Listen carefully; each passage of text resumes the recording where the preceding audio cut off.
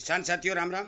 आशा और उम्मीद करता हूं कि आप सब ठीक ठाक होंगे। साथियों, सबसे पहले तो मैं आपको ये बता देना चाहता हूं कि अब खेतों में काम का समय आ चुका है।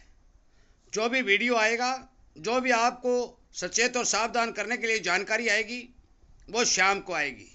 क्योंकि सारा दिन खेत में काम करने के बाद शाम को जब समय मिलता है तो किसान सेवा करनी अति उत्तम है, और एक बार किसान का नाम लेकर सोना ही सबसे बड़ा धर्म है। मैं बता देना चाहता हूँ कि आज का हमारा जो विषय है वो विषय है कि हमारे खेतों की उपजाऊ शक्ति हम कैसे बढ़ाएं। उस उपजाऊ शक्ति को बढ़ाने के लिए हमें कोई ज़्यादा पैसे खर्च करने की जरूरत नहीं है, क्योंकि आपके पास ज्यों ज्यों अब सीजन निकल के आएगा, सरसों की बिजाई शुरू होगी, गेहूं की बिजाई शुरू होगी, अनेक तरह के लोग खाद बेचने के लिए, अपने अपने प्रोडक्टों का प्रचार करने के लिए आपके घर घर तक घूमने शुरू हो जाएंगे। बाजार में जब जाओगे तो अनेक तरह की बातें आपको बताई जाएंगी और हजार हजार 1500 रुपए का एक एक कट्टा देकर के आपकी जेब काटने की भरपूर कोशिश की जाएगी। मैं बता देना चाहता हूं कि पिछले सीजन में मैंने नरमा और ग्वार बाजरा आदि फसलों को बचाने के लिए काफ़ी नुस्खे आपको बताए। अब जो ये सीजन आ रहा है, इसमें गेहूं हो चाहे जौ हो चाहे सरसों हो, इन फसलों को संपूर्ण रूप से बीमारियों के बचाने के लिए मैं आपको अनेक तरह की जानकारियां यूट्यूब के ऊपर वीडियो के माध्यम से प्रदान करने जा रहा हूं। चने के बारे में विशेष वीडियो अलग से बना करके, क्योंकि चने की जो बीमारी है वो इन फसलों से अलग बीमारी है, उसके बारे में अलग से आपको सूचना दी जाएगी। आज का विषय जो है हमारा, जो जमीन का जो उत्पादन क्षमता है, जमीन का संरक्षण है, उसको अच्छा बनाए रखने के लिए, उसको उत्तम पैदावार के लिए तैयार करने के लिए हमें क्या करना चाहिए, इस बारे हम चर्चा करने जा रहे हैं। मैं इसी तरह की जो जानकारी आप तक पहुंचा रहा हूं, मैं आपसे विनय निवेदन करता हूं कि आप इस चैनल के साथ जुड़िए, सब्सक्राइब करिए, सामने वाली घंटी का बटन दबा लीजिए ताकि समय पर आपको वीडियो मिल जाए। क्योंकि समय निकल जाने के बाद यदि आपको वीडियो मिलता है तो फिर उसका महत्व कम हो जाता है, क्योंकि समय निकल जाता है। अपने यार मित्र किसान दोस्तों शेयर जरूर करें।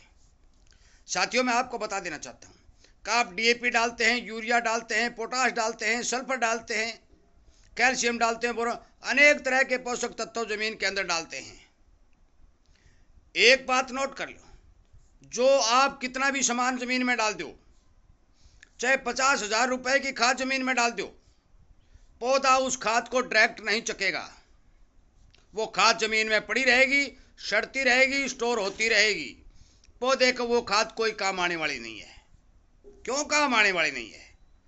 क्योंकि जब आप नाइट्रोजन डालते हो तो नाइट्रोजन में होता क्या है? नाइट्रोजन डालते हो तो जमीन के अंदर एक्जोबैक्टर नाम का एक बैक्टीरिया होता है। वो बैक्टीरिया उस नाइट्रोजन को नाइट्रेट में बदल देता है, और नाइट्रेट को पौधा उठा लेता है और प्रोटीन में बदल देता है।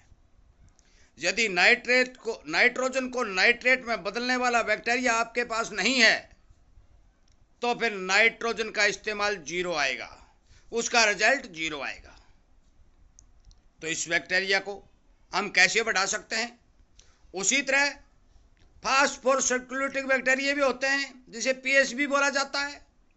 इसी तरह सल्फर के बैक्टीरिया भी होते हैं। इसी तरह कैल्शियम, मैग्नीशियम, अनेक प्रकार के बैक्टीरिया जमीन में होते हैं, परंतु हम नंगी आंखों से देख नहीं सकते। यदि एक मुट्ठी आप मिट्टी लोगे तो आप मान के चलो कि उसमें लाखों करोड़ों बैक्टीरिया आपके हाथ में आ जाएंगे। अब मैं आपको बताऊं कि बैक्टीरिया आप कैसे खेत के अंदर पूरे कर सकते हैं और घट क्यों रहे हैं। ज़्यादातर खेतों में ट्यूबवेलों का पानी लगता है, और अब की बार तो मैं आपको बता दूं कि भारी बरसात के चलते ज़मीन के ऊपर पानी खड़ा हो गया, ज़मीन के ऑक्सीजन अंदर गई नहीं, और ऑक्सीजन के बगैर कोई बैक्टीरिया जिंदा रहता नहीं। ट्यूबवेलों के पानी से भी इन्हें बहुत भारी नुकसान होता है, बैक्टीरिया मरते हैं। पानी ऊपर खड़ा रहता है तो मरते हैं, गहरी जुताई करते हैं तो मरते हैं, ज़्यादा धूप के संपर्क में आता है तो मरते हैं, ज़्यादा ज़मीन में जहर जो दीमक आदि मारने के लिए प्रयोग करते हैं तो मरते हैं। मतलब यह है कि बैक्टीरिया मरने के भारी भरकम कारण हमारे सामने आ रहे हैं। और जिस कारण जो भी हम खाद डालते हैं उसका संपूर्ण रिजल्ट नहीं मिलता। यदि हमारे खेत के अंदर बैक्टीरिया पूरे हैं तो आप यदि 10 किलो भी डीएपी डाल देंगे तो भी आपको संपूर्ण रिजल्ट मिलेगा, आपका खर्चा बचेगा, आपकी फसल अच्छी होगी, आपकी जमीन की उपजाऊ शक्ति बढ़ेगी। अब मैं बता दूं कि जो किसान थोड़ा आलसी हैं, जो बैक्टीरिया घर पर नहीं बना, बैक्टीरिया बनाने का तरीका बताऊंगा, जो घर पर बनेगा फ्री में बनेगा, परंतु थोड़ा आलस करने वाले किसान हैं उनके लिए मैं सीधा सरल तरीका बता रहा हूं। भाई आप अपने खेत के अंदर जब पानी लगा दें, जमीन के अंदर नमी हो या कोई खेत में पानी खड़ा है, पानी सूख चुका हो, तो शाम के समय 2-2.5 किलो गुड़ के पानी के घोल का छिड़काव कर दो। इस घोल को आप पानी के साथ भी चला सकते हो। अब ये करेगा क्या? आप पूछोगे गुड़ के पानी क्या करेगा? भाई गुड़ का पानी ये करेगा कि जो ही ये जमीन में जाएगा ये मीठा होता है, आपकी जमीन में प्रवेश करते ही बैक्टीरिया भाग भाग के इसके पास आएंगे, इसको खाएंगे, वो मजबूत होंगे, उनका प्रजनन सिस्टम ज़्यादा बढ़ेगा, और ज़्यादा बढ़ेगा तो क्या होगा कि आपकी ज़मीन की उपजाऊ शक्ति बढ़ेगी। जब आपके ज़मीन में ज़्यादा बैक्टीरिया होंगे तो जो कचरा सचरा जो हम कार्बन के रूप में मिलता है, वो कचरा सारा का सारा बैक्टीरिया जल्दी से गला देंगे, वो आपके पौधों के काम आएगा। दूसरी बात, जो मेरे दोस्त ये चाहते हैं कि हमें बैक्टीरिया बना करके छिड़काव करते हैं, तो सुन लो भाई, आपको करना क्या है, एक पोटा गोबर का मान लो 1 किलो, 2 किलो गुड़,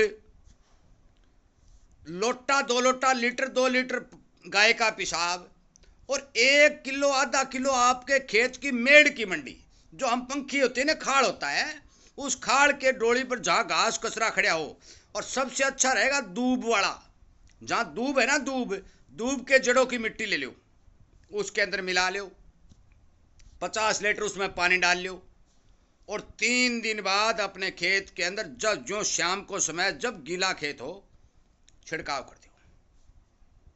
जब शाम के समय छिड़काव करोगे तो होगा क्या कि रात के अंदर बैक्टीरिया जमीन में अपनी जगह बना लेगा। और ये बता दूं, जिस समय आप गुड़ में उस गोबर को, पेशाब को और मिट्टी को मल्टीप्लाई करोगे, तो गुड़ में यदि गोबर में यदि 1000 बैक्टीरिया है, पेशाब में 1000 है, मिट्टी में 1000 हैं, तो आपके पास 3000 बैक्टीरिया है। परंतु गुड़ 2 किलो डालकर 50 लीटर पानी डाल दोगे और 72 घंटे छाया में रखोगे तो वो बैक्टीरिया कई हजार करोड़ बन जाएंगे। यह भी नोट करने वाली बात है। और यदि आप सीधा गुड़ का पानी डालते हो तो मान के चलो कि धीरे धीरे जो ही संपर्क में आएगा तो बैक्टीरिया बढ़ते रहेंगे। एक बात ध्यान रखनी है, एक फसल में एक बार ही गुड़ के पानी का प्रयोग करना है। 2 किलो गुड़ का प्रयोग प्रति बिघा या प्रति एकड़ आप कर सकते हैं, परंतु करना एक बार है। ये बात नोट कर लेना। यदि ये बैक्टीरिया आप अपने खेत में पूरे कर लेते हो तो आपका खेत 100% सुरक्षित महसूस करेगा, आपकी पैदावार बढ़ेगी, आपका खर्च बचेगा, और भाई आपका तो पैसा ही नहीं लग रहा। गुड़ तो एक सिर्फ 40 रुपए किलो आता है। मैं आपको बता देना चाहता हूँ, यदि 2 किलो गुड़ डालोगे ना तो बाजार से यदि आप 1500 रुपए का कट्टा ले आओगे उससे भी अच्छा काम करेगा। ये अभी तक किसानों को पता नहीं था, बताने वाला कोई नहीं था, कंपनी वाला सारे के सारे सिस्टम को लूटने में लगे हुए थे। आज आप किसान के मित्र बन चुके हो, और किसान के मित्र बन चुके हो तो किसान का जो भी अनुभव है, जो किसान का मित्र बनने से आपको फायदा होना चाहिए, वो फायदा आपको संपूर्ण मिलेगा।